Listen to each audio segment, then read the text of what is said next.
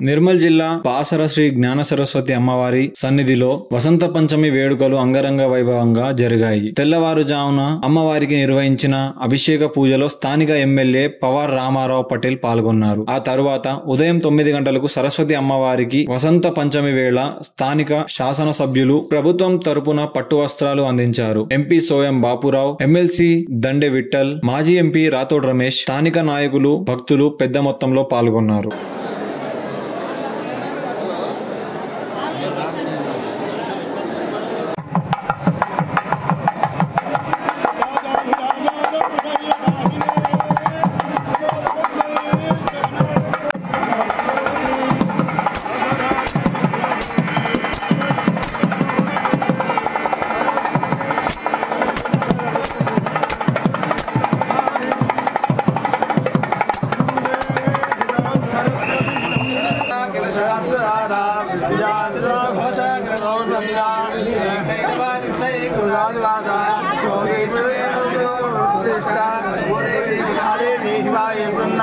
नम प्रगटे भद्राय नयदा स्मदां निरञ्जमात्रं वदो पूर्णं ददाति मधुजोषामीति